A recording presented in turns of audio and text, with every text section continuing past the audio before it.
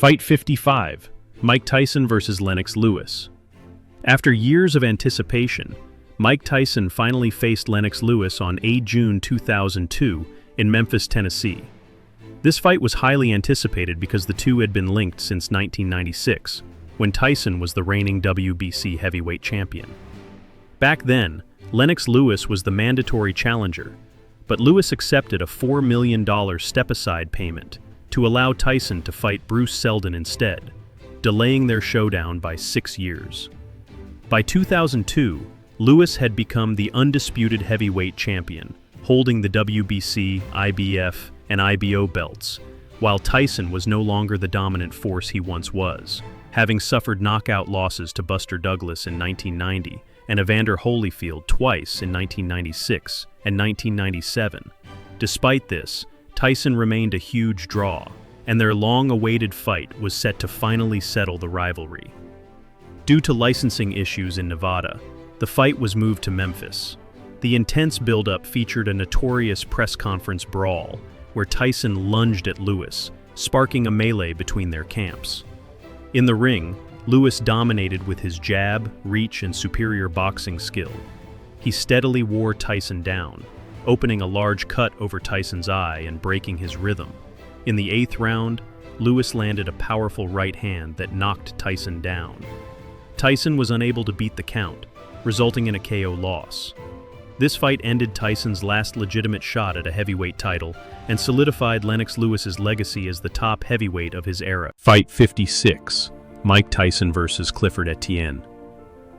On 22 February 2003, Mike Tyson stepped back into the ring for his 56th professional bout, facing Clifford, the Black Rhino, Etienne, at the Pyramid in Memphis, Tennessee.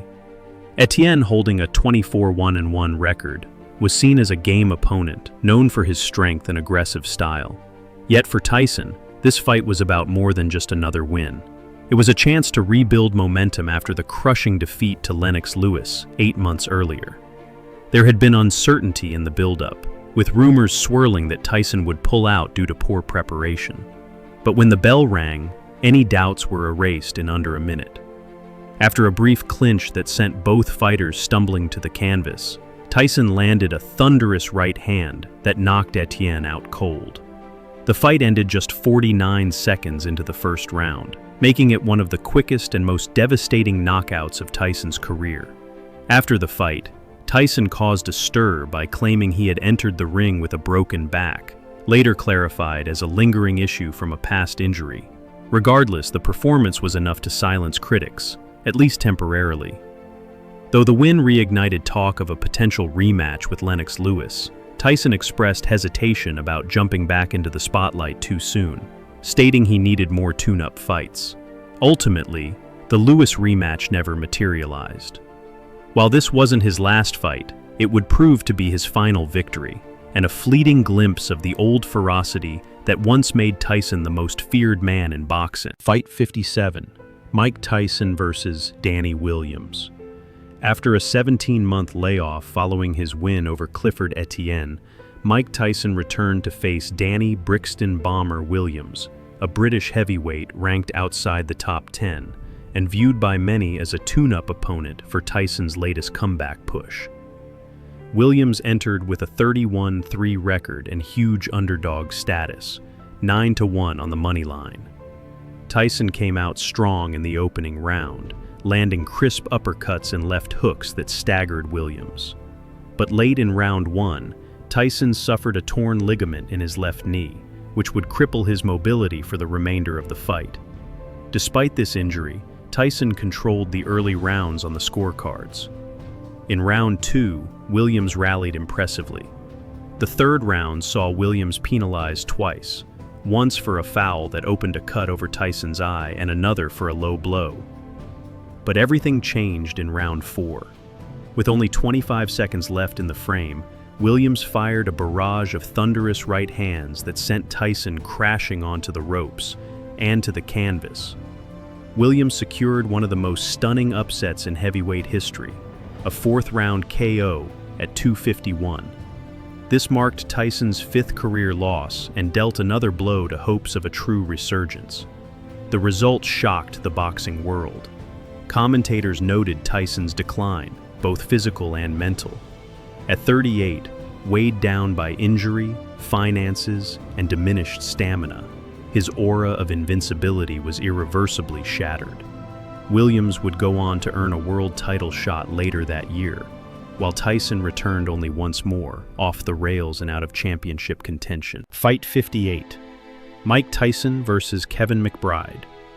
After a layoff of just under 10 months following his stunning knockout loss to Danny Williams, Mike Tyson returned to the ring on 11 June 2005 at the MCI Center in Washington, D.C. This would be Tyson's 58th professional bout, and he was matched against Kevin McBride, a towering Irish heavyweight with a record of 32-4-1. At 38 years old, Tyson was clearly in the twilight of his career. Nevertheless, he entered the ring with flashes of his former aggression, looking to end things early.